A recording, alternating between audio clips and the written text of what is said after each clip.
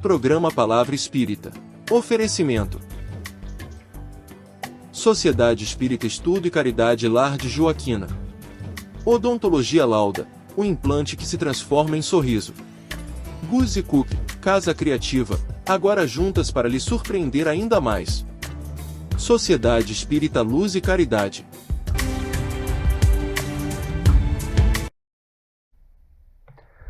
Olá para você que me assiste. Você sabia que você nasceu aqui neste mundo para eliminar, para tirar da sua vida um dos seus, aliás são vários, um dos seus piores inimigos? Inimigos esses que lhe acompanham já por várias encarnações e por mais que você tente, você não consegue eliminá-los. Pois se você quiser saber quem são esses inimigos, então não saia daí. E com esse preâmbulo estamos iniciando pela TV Santa Maria, canal 19 da NET, mais um programa Palavra Espírita. Agradecendo mais uma vez aos nossos apoiadores culturais, Sociedade Espírita Estudo e Caridade Lar de Joaquina, Odontologia Lauda, o implante que se transforma em sorriso, Guzzi Cook, Casa Criativa, agora juntas para lhe surpreender ainda mais, e Sociedade Espírita Luz e Caridade, a CELC, situada na rua João Schwetz, no número 181, no bairro Rossato, aqui em Santa Maria. E se você gosta do programa, então se inscreva, vá lá e se inscreva para que a gente possa levar o aspecto doutrinário, os preceitos e a lógica espírita para muito mais pessoas. E também não esqueça, se você desejar, é lógico, de ativar o sininho que aparece aí no rodapé da sua tela para receber notificação assim que sair vídeo novo. Dito isto, começo o meu comentário de hoje dizendo que quando falamos em dificuldades espirituais, logo acreditamos e pensamos em obsessores. Não é assim que normalmente acontece?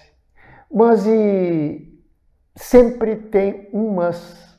E o Espiritismo nos convida a olhar mais fundo nesse processo, ou seja, mais exatamente olhar para dentro de nós, olhar o nosso interior, pois de repente o problema maior não está na parte externa, não está nos nossos obsessores que nos rodeiam, mas sim está no nosso íntimo, que são quem? Os nossos sentimentos.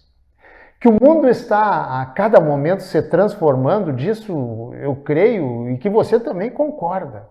Mas o grande problema não está na transformação do planeta, e sim na transformação dos seres humanos que habitam, não no seu aspecto físico, mas fundamentalmente no aspecto moral, na medida em que, pelo que se observa, particularmente aqui na pátria do Evangelho, o projeto de melhoria individual esbarrará ainda por muito tempo na necessidade de mudança de atitude de cada um, independentemente de qualquer particularidade humana. Quem se debruça um pouco sobre o comportamento humano deste momento da história que nós estamos vivendo, vai perceber que ainda precisamos, para vencer essa luta de melhoramento íntimo, eu diria, nos matricularmos ainda muitas e muitas vezes nesta escola de ensino espiritual chamado Planeta Terra. Graças ao homem, através das suas invenções e descobertas, é que funcionam não somente as engrenagens que impulsionam os progressos materiais do próprio homem, como muitos desses inventos são também, e na mesma proporção, responsáveis pelo seu travamento espiritual. Refiro-me ao espetáculo de horror que se vê nas redes sociais com a guerra de fúria, digamos assim, de parte a parte, pois que o Brasil está dividido em nós contra eles e eles contra nós. O que impressiona de forma, eu diria, de forma superlativa, não são os tiros, digamos, de ódio desferidos por aquelas pessoas que a sociedade chama de a base da pirâmide, compostas pelos incultos e desprovidos de estudo, cultura e discernimento. Não, inacreditavelmente não. Os tiroteios de cólera e ira arremessados de parte a parte, de um lado para o outro, claro que não na totalidade das vezes, mas uma grande parte, uma parte considerável, e é isso que chama a atenção de pessoas cultas, estudadas, esclarecidas, instruídas, eruditas, letradas, polidas, educadas e, mais do que isso ainda, respeitadas não somente no seu ciclo de amizades, como também na sociedade em que vive. Despejam por questões políticas, esses homens e mulheres, petardos de fúria e cólera, que se por um lado atingem os inimigos do lado de fora, na mesma proporção alimentam os inimigos do lado de dentro, aqueles que vivem dentro de cada um de nós, também conhecidos como mágoa, orgulho, inveja, insegurança, intolerância e tantos outros sentimentos que viemos aqui neste planeta escola exatamente para combater esses sentimentos tóxicos que perturbam a nossa paz interior, envenenam a alma e atrasam o nosso melhoramento enquanto espíritos aprendizes. Porém, esses sentimentos tóxicos que nos atrasam são vistos pelo Espiritismo como imperfeições natural do espírito em processo de evolução. Processo esse no qual estamos todos nós inseridos indistintamente, em menor ou maior grau. E sabe por quê? Porque estamos inseridos neste mundo de provas e expiações que favorece o confronto com as nossas próprias sombras. Esse sentimento não surge em nós para nos condenar, mas sim para nos revelar onde precisamos trabalhar para nos melhorarmos.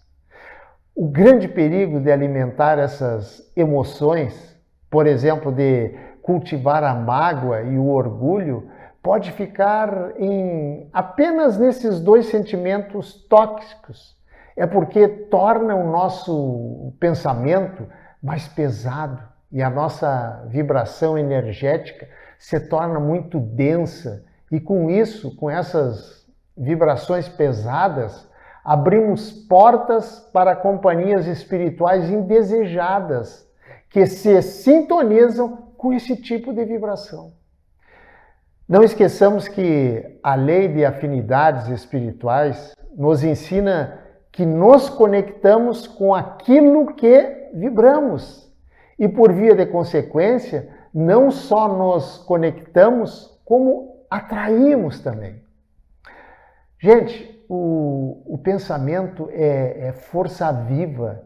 E quando, através dele, através do pensamento, cultivamos a mágoa, por exemplo, a nossa vibração se torna pesada. Quando alimentamos a inveja, criamos uma perturbação íntima, permitindo a aproximação de companhias compatíveis com a nossa frequência mental. Isso, ao contrário do que você possa imaginar, não é punição divina, isso é sintonia. Ou seja, se vibramos com pensamentos e sentimentos de revolta, vamos nos conectar, mesmo sem perceber, com mentes revoltadas e ressentidas. Se, porém, vibramos confiança e serenidade, por exemplo, vamos atrair e nos aproximar de benfeitores espirituais que vibram nessa mesma frequência. É assim que funciona. Outra coisa, perdoar à luz do Espiritismo não é concordar com o erro, e sim é libertar-se do peso emocional que nos aprisiona ao passado.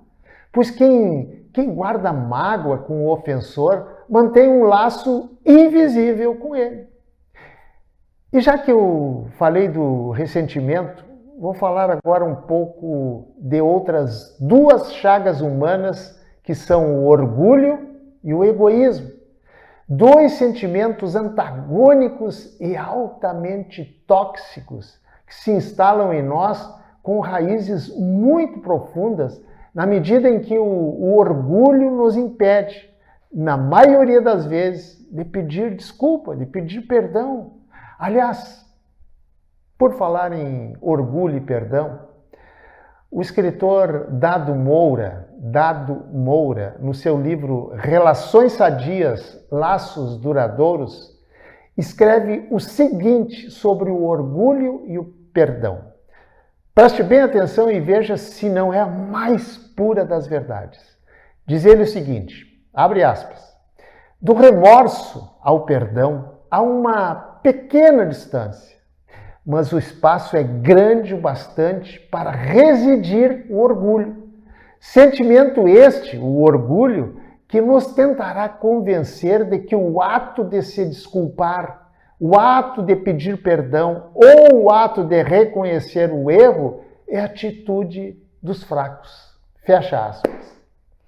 Gente, o ato de deixar para trás o ressentimento, reconhecer o erro e pedir desculpas, não é de maneira nenhuma atitude dos fracos. Pelo contrário, é a atitude dos fortes. Mas, infelizmente, sabemos que, invariavelmente, para não dizer na maioria das vezes, que o sentimento vitorioso é quem? É o orgulho, fazendo com que nós, inadvertidamente, prolonguemos não só o ressentimento, como principalmente demoremos alguns momentos o ato de pedir desculpas.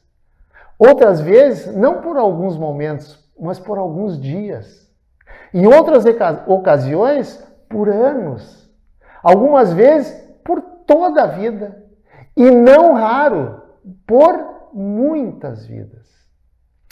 E já que eu falei em ressentimento, em pedido de perdão, vou encerrar contando uma historinha que eu vi na internet alguns dias atrás, que a historinha diz mais ou menos assim. Conta-se que um homem procurou um sábio e disse, mestre, não consigo perdoar o meu irmão. Ele me traiu, falou mal de mim, prejudicando a minha reputação, e eu carrego esse ressentimento, há anos. O mestre ouviu em silêncio, pegou um copo, encheu com água e disse, coloque nesse copo uma gota de veneno. O homem, não entendendo bem o pedido do mestre, pegou um copo, encheu com água e colocou uma gota de veneno naquele líquido. Feito isto, o mestre disse, agora beba. O homem surpreso disse, mestre, enlouqueceu, isso vai me matar. Então o sábio olhou para o seu discípulo e com muita calma disse o seguinte, é exatamente isso que você está fazendo com você todos os dias. O erro foi dele, mas o veneno é você quem bebe continuamente todos os dias, disse o mestre. Gente, o ressentimento é isso. O erro pode ter sido do outro, mas o sofrimento prolongado é escolha nossa. Aliás, o ressentimento é um dos sentimentos mais tóxicos, pois ele cria uma narrativa interna de injustiça constante, na medida em que o ressentimento revive mentalmente a dor da ferida todos os dias. Pense nisso. Muito obrigado, um abraço e até o nosso próximo encontro. Tchau! Programa Palavra Espírita. Oferecimento: Sociedade Espírita Estudo e Caridade Lar de Joaquina. Odontologia Lauda, o implante que se transforma em sorriso. Guzzi Cookie, Casa Criativa, agora juntas para lhe surpreender ainda mais. Sociedade Espírita Luz e Caridade.